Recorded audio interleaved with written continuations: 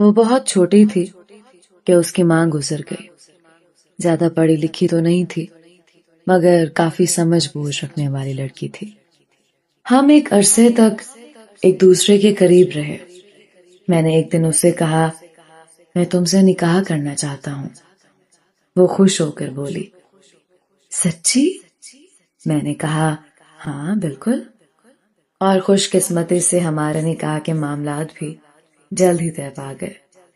نکاح کی رات وہ مجھے پہلے سے بھی زیادہ اچھی لگنے لگی تھی۔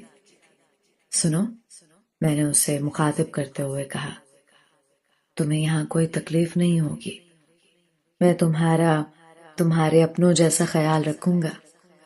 اس کی آنکھوں میں آنسو تیرنے لگے، وہ بلک بلک کر رونے لگی۔ وہ اس طرح رو رہی تھی جیسے اسے کوئی بہت بڑا صدمہ لگا ہو۔ میں نے اس کا سر سینے سے لگا کر اسے چپ کرانے کی کوشش کی، مگر اب وہ پہلے سے بھی زیادہ رونے لگی۔ تمہیں کیا ہوا ہے؟ مجھے بتاؤ، چپ ہو جاؤ۔ میں نے پریشانی میں اسے تسلی دیتے ہوئے سوال کیا۔ وہ روتی ہوئی مجھ سے الگ ہو گئی اور اس نے پیٹھ سے قمیص ہٹا کر مجھے پیٹھ دکھائی، جہاں غالباً کسی تار یا کیبل سے مارے جانے سے سرخ لکیریں بن چکی تھیں۔ میں نے اس کا سر دوبارہ سینے سے لگایا تاکہ وہ مزید رو لے، اور پھر وہ دوبارہ میرے سینے سے لگ کر سسکیاں لینے لگی۔ میرے دل میں اس سے بے پناہ محبت اور ہمدردی جاگ اٹھی تھی۔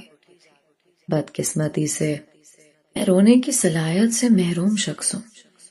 میں اس رات بھی نہیں رو سکا۔ اب ہمارے 2 بچے ہیں اور وہ بھی بہت خوش ہے۔